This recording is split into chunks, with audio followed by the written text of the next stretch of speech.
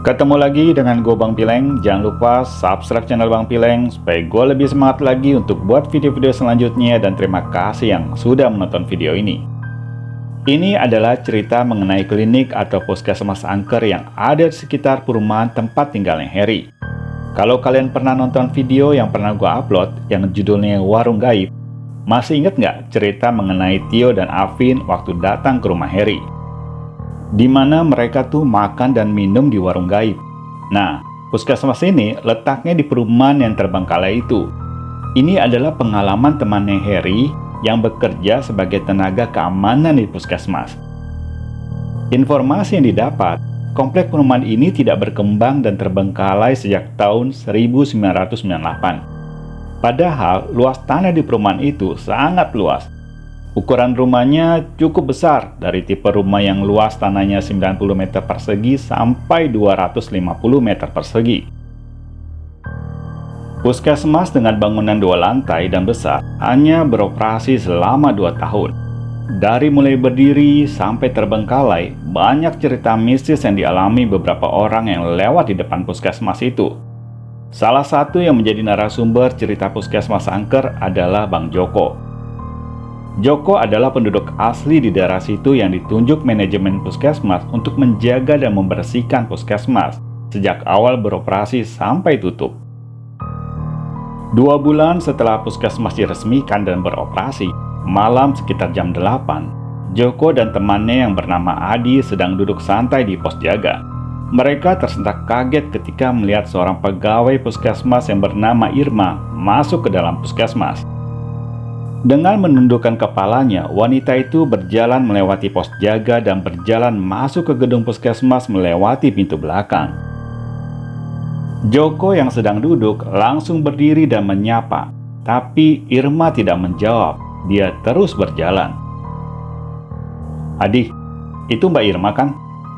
tanya Joko. "Iya, ngapain ya dia balik lagi?" "Gue tanya kok dia diem aja ya, gak biasanya kayak gitu."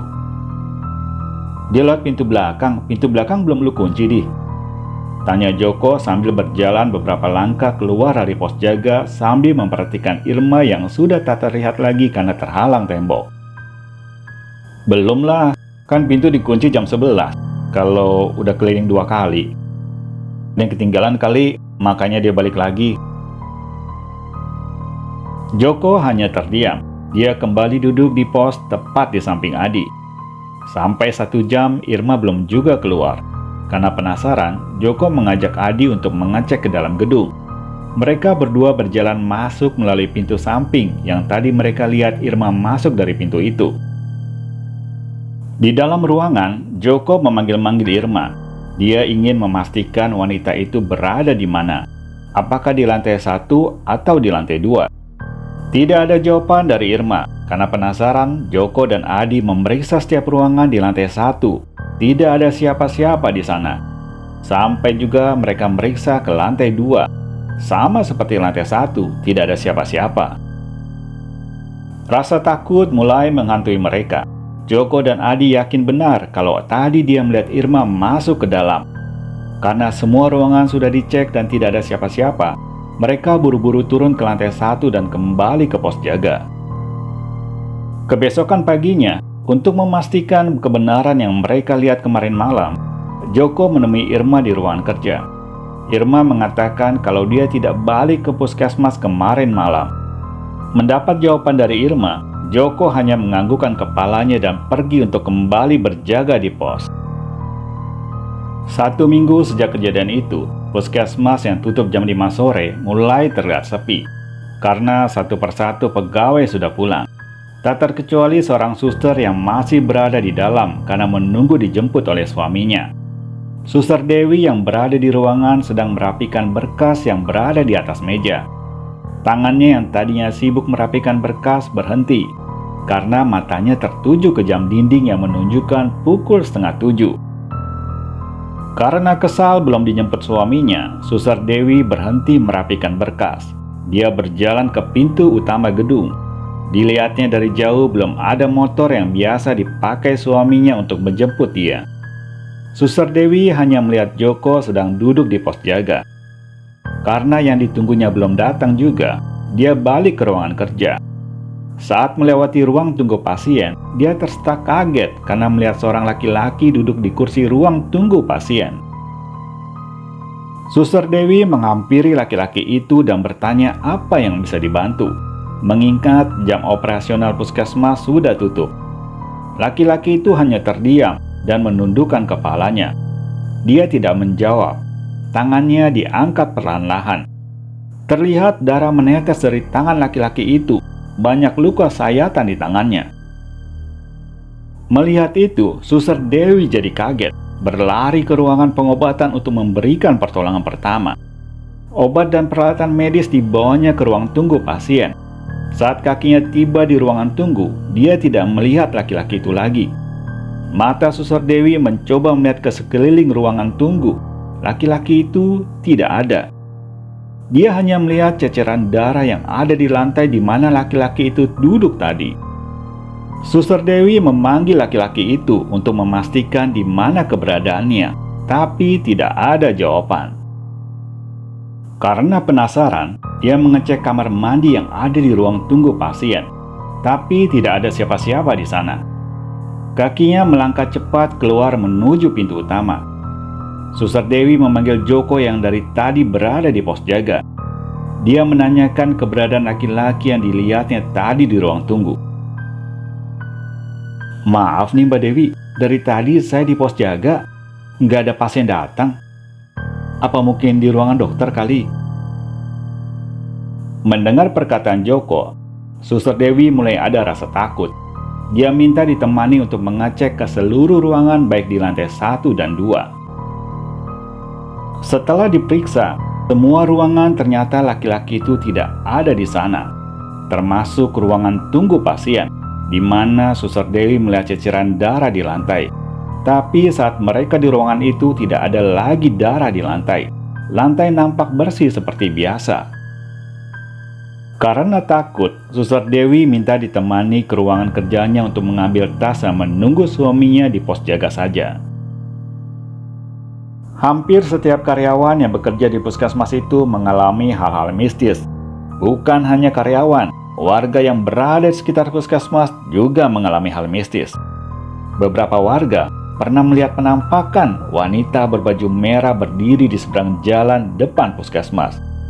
Dan biasanya kalau ada penampakan wanita berbaju merah, tidak lama lagi akan ada kecelakaan yang terjadi di depan jalan puskesmas. Kecelakaannya pun terjadi biasanya kecelakaan tunggal. Entah karena mengantuk atau melihat sesuatu, pengendara motor sering jatuh saat melintas di depan jalan raya yang berada tepat di puskesmas itu. Selama bekerja, Joko yang bekerja sebagai sapan di puskesmas itu pernah mengalami hal yang paling menakutkan ketika dia dan Adi sedang berjaga malam. Malam sekitar jam 11, Joko dan Adi yang sedang duduk santai di pos jaga dikejutkan dengan suara seperti benda yang jatuh dari dalam gedung puskesmas. "Suara apaan tuh?" tanya Joko ke Adi. "Nggak tahu. Jangan-jangan maling loncat dari tembok belakang." Dengan sigap, Joko dan Adi masuk ke dalam gedung. Perlahan-lahan mereka berjalan mendekati pintu belakang. Lampu ruangan yang tadi gelap dinyalakannya. Mata mereka tertuju ke setiap sudut ruangan. Tidak ada siapa-siapa. Mereka memeriksa setiap ruangan di lantai 1. Semua barang nampak rapi, tidak ada yang jatuh berantakan. Setelah semua lantai 1 dirasa aman, mereka menuju ke lantai 2. Sama seperti lantai 1, dengan sigap mereka memasuki setiap ruangan. Semua terlihat aman dan rapi. "Suara apa ya tadi? Semua aman-aman aja. Yang penting kita udah periksa, udah tenang. Jadi nggak penasaran juga," jawab Joko sambil mengajak Adi turun ke lantai 1. Kaki mereka melangkah menuruni anak tangga. Baru saja sampai di tengah anak tangga, tiba-tiba lampu di lantai 1 mati. Semua ruangan di lantai 1 gelap. Hanya sedikit cahaya yang berasal dari lampu di lantai 2. Joko dan Adi berpikir lampu di lantai 1 mati mungkin karena ada kerusakan di salah satu instalasi listrik di lantai 1. Dengan menggunakan senter, mereka meneruskan langkahnya bergegas ke ruang panel listrik. Saat mereka melewati ruang khusus ibu dan anak, tiba-tiba kupingnya mendengar suara tangis bayi dari dalam ruangan.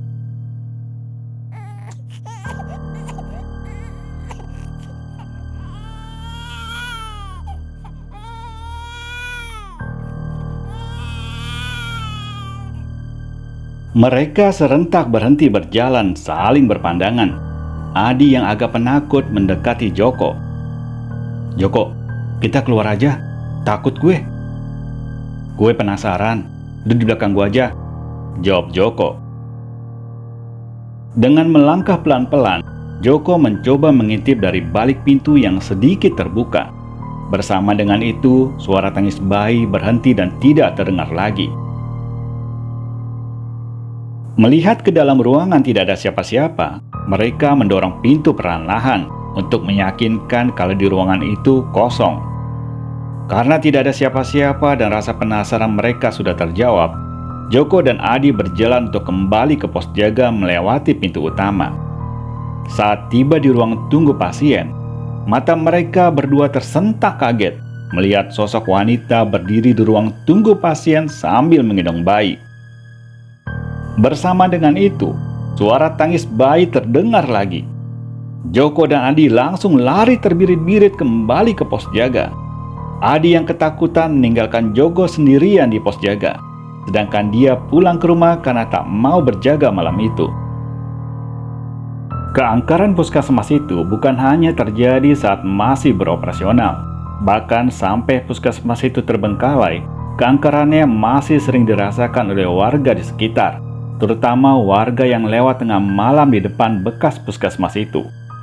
Bahkan, Joko yang masih aktif menjaga puskesmas masih sering diganggu oleh makhluk tak kasat mata penunggu gedung bekas puskesmas angker itu. Itulah cerita pengalaman Joko yang menjaga gedung bekas puskesmas angker. Sampai di sini ceritanya, jangan lupa subscribe dan nyalakan lonceng notifikasinya supaya kalian tahu kalau gua ada upload video baru. Salam dari Bang Pileng.